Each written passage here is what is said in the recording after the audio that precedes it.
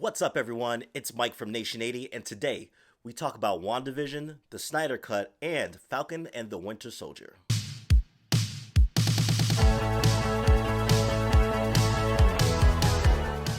So, I gotta say, we've been pretty spoiled these last 4 months. We concluded the year with Luke Skywalker at the end of The Mandalorian, and then we had Wonder Woman 1984 on HBO Max.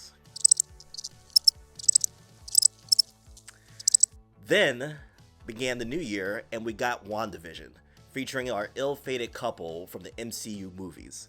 Next came Scott Snyder's long-awaited Justice League cut, which fans have been begging for ever since that disastrous Joss Whedon version. Now we have the Falcon and the Winter Soldier, post-Steve Rogers. Alright, so great start to the year, and I didn't even mention the numerous superhero and sci-fi shows streaming on other services.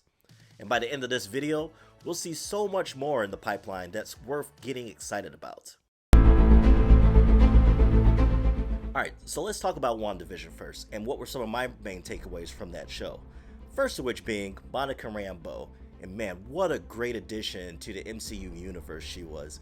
And while her origin may be different from the comic books, I thought this one flowed very well with the TV show, and how we saw her manifestation of powers come about. And it was great. It was great. We got to see her get tossed back and forth through the hex and rearrange her DNA, her blood, and by the time she re-enters the hex, she becomes Spectrum. Alright? And while it wasn't her name in the show, it is her name in the comic books.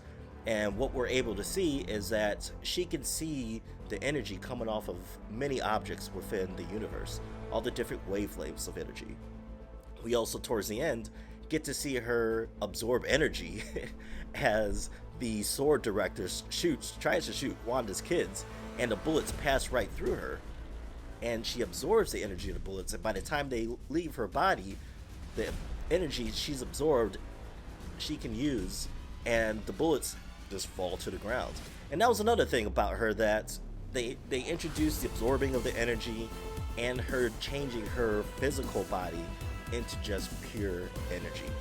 And by the end of the show, we got to see what the future is going to be like for her.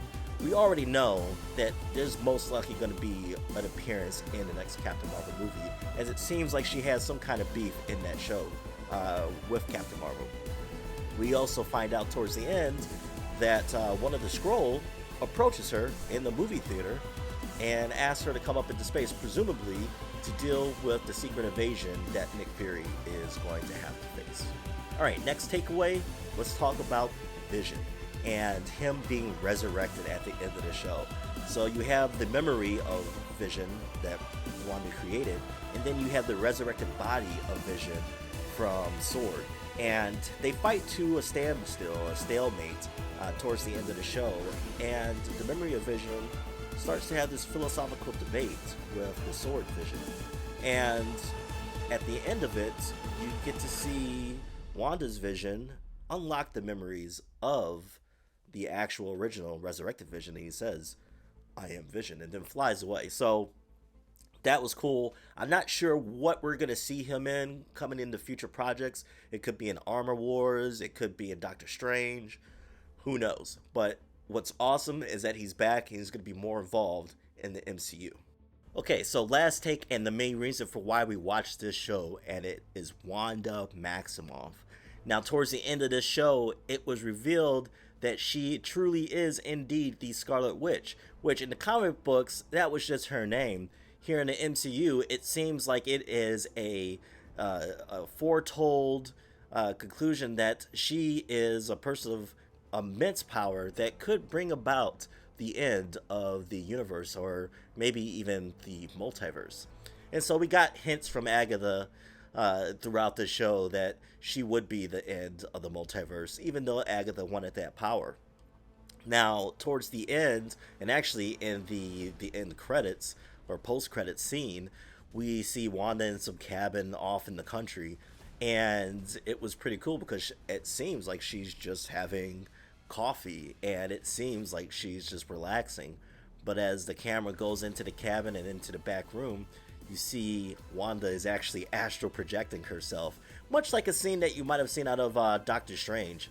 But she is astral projecting herself, and it looks like she's studying a book. And then at the very end, we hear her kids, and they're asking for help. So whether or not she was actually searching for them or just trying to learn her powers more, because that's what she told Monica towards the end of the show, we're not exactly sure. But it has been confirmed that she will be in the next Doctor Strange movie, which makes sense. And it's something that Agatha actually pointed to in the show, that she has, because she is the Scarlet Witch, she could be more powerful, or is more powerful, than the Sorcerer Supreme, which would be Dr. Stephen Strange. Okay, so let's talk about Zack Snyder's Justice League. Now, this is his version as opposed to the Joss Whedon version. And this movie is 4 hours long. And how can you justify watching a 4-hour long movie, especially given that the first attempt was so poorly put together? Well, let me tell you, this 4-hour movie was actually pretty good and did a great job at redeeming itself. Now, why? I would give you a couple of points here. Character development. Cyborg, in particular, was not given a lot of screen time, and in this Zack Snyder cut, he's given a ton of screen time. And you're given his origin, and you're given his motivations, and the relationship that he has with his father, which starts off pretty poor, but gets pretty good towards the end. And you start to see this inner struggle with him, whether he should be a good guy, whether he should be a bad guy, and it really works with this story. And Zack Snyder himself has said that this movie was meant to be a launching point for Cyborg. Now, the other takeaway of this movie was that they introduced the Martian Manhunter, and he's played by Harry Lennox, who was the general in the Superman movie, Man of Steel. And it was a complete surprise. I did not see that coming.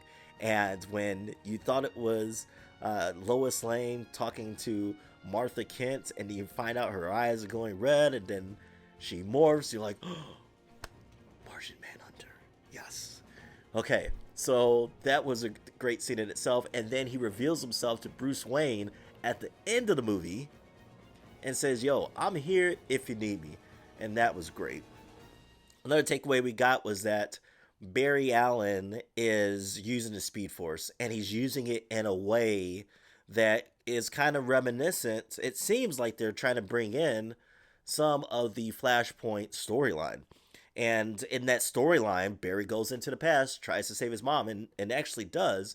But in doing so, he inadvertently changes the future. And some of the major changes was that Bruce Wayne ends up dying as a child instead of his parents, and his father becomes Batman, his mother becomes the Joker. And so it was a twisted story, but it was really good. And so we're starting to see that Barry Allen goes into the past to save his team, which is not something that was seen in the first movie, and it was done very well. And despite how I feel about how Barry runs, it just looks like he's ice skating, and whatever, that may be the vision that Zack Snyder has for Barry Allen. It works. It really works. And it sets up this possibility of alternate realities. There are a lot of different stories out there that they could be pulling from. There's the Injustice storyline. There's the Frank Miller storyline. There's the Flashpoint storyline. All things that just look phenomenal and amazing mashed in together. My only concern is that all these changes that were made don't necessarily mean we're going to see them in future projects, especially given how the organization with the DCU is. And quite frankly, that's unfortunate. But regardless of that, Justice League, the Zack Snyder cut, yes, it is worth the 4-hour watch. I would highly encourage it. Okay, so lastly, we have the Falcon and the Winter Soldier debuting on Disney Plus, and we've been waiting for this for a minute. Okay, we get to see Sam and Bucky together, and kind of like the hijinks that we got kind of a preview of in Captain America's Civil War. And so this show takes place, of course, after Endgame, and after Captain America Steve Rogers gives the shield to Sam Wilson.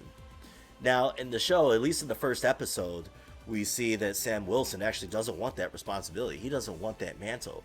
And it could be due to a couple of reasons. He may not feel that he's ready for it. He may not feel that he deserves it. There also may be issues of maybe just America isn't ready to accept a black Captain America.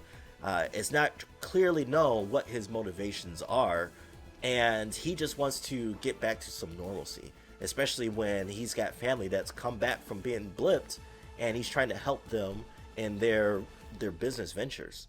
And while he's trying to do that, we also find out that even though he's helped save the world, even though he's an Avenger, this brother can't even get a loan. But it's also not just about Sam in this show. It's also about a Bucky. And Bucky is also having some issues. It's clearly shown that he's having some kind of PTSD from his time as the Winter Soldier. And it's shown in the first episode, in particular, that he killed someone that was just in the wrong place in the wrong time. And so you see him in the present befriend the father of this person and try to make some kind of amends. Bucky's also in therapy. It also seems like he has an arrangement with the government and making sure that he is staying true to his word of being a good guy. And so it's an interesting dynamic they're proposing. You know, we got a guy who's a hero but's not being treated like a hero. You got another guy who's struggling with the things that he's done in the past, even though it wasn't his fault. I mean, the guy was brainwashed, for crying out loud. It wasn't his fault, but he's struggling with it. He's struggling with the lives that he's taken. Okay, so with those three things, we're off to a great start with the year. And there's a lot more coming down the pipeline. I don't have a lot of time to cover them all, but here's a few that I thought you all should know and check out. Amazon Prime debuted a new superhero show, and it's not The Boys, although that's a great show too. Invincible, adapted from the comic book of the same name, created by Robert Kirkman, debuted last week and is now on episode 3. The show centers around Mark Grayson as he learns being a superhero just isn't as glorious as he thought. And did you hear this? Did you check this out? Did you hear the news about this? Black Widow is coming to Disney Plus. Yeah, not only is it scheduled for release in the theaters, but now you can also see it on Disney Plus on the same day, July 9th. Which is great news for people who may not be vaccinated or are comfortable with the idea of going to movies. Oh, and don't forget about Loki, as Tom Hiddleston reprises his role on the Disney streaming service, airing June 11th. Alright, so that's it. Be sure to stay tuned to our channel as Rodney and I begin to roll out more content and talk about all things geek culture. And as always, feed your imagination, and I'll catch you in the next one. Peace.